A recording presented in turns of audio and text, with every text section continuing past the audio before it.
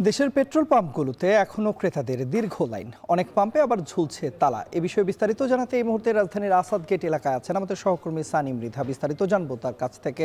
সানি, আমরা আপনার সঙ্গে যখন বিকেলেও যুক্ত হয়েছিলেন তখনও আপনি দেখাচ্ছিলেন যে দীর্ঘ সারি রয়েছে।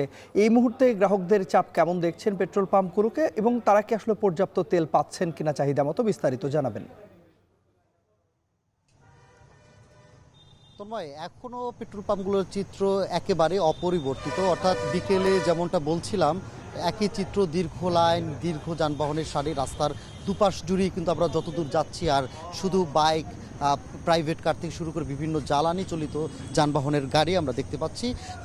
অভিযোগও সেই পুরনো, যে পর্যাপ্ত তেল নিতে আসলেও দীর্ঘ অপেক্ষার পর সেই পর্যাপ্ত তেল তারা নিতে পারছেন না। অর্থাৎ আমাদেরকে যেমনটা বলছিলেন, তাদের যদিও 10 লিটার প্রয়োজন, সেখানে তারা মাত্র 5 লিটার বা 2 লিটার, বিভিন্ন ক্ষেত্র বিশেষ পেট্রোল পাম্পগুলো তাদেরকে জ্বালানি সরবরাহ করছে। একই সাথে কেউ কেউ অভিযোগও করেছেন, যেখানে দুইটি জায়গা থেকে তেল দেওয়া যায় সেখানে তারা একটি জায়গা ব্যবহার করে তেল দিচ্ছে।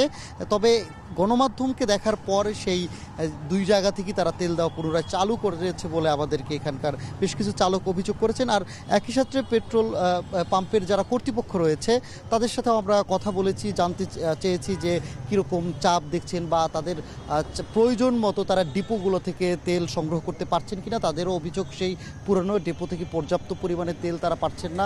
পাশাপাশি অনেক চালক তাদের প্রয়োজনের চেয়েও বেশি তেল নিতে আগ্রহ প্রকাশ করছে, তর্ক বিতর্ক করছে, ঝামেলা করছে বলে আমাদেরকে অভিযোগ করেছেন। এর বাইরে এই যে পুরোপুরি পেট্রোল পাম্পগুলোতে যেন জ্বালানি সংগ্রহ আদান প্রদান নির্বিঘ্ন হতে পারে, কেউ যাতে করে অবৈধভাবে তেল মজুত করে না রাখতে পারে, সে জায়গা থেকে ট্যাগ অফিসার নিয়োগ দেওয়া হয়েছে।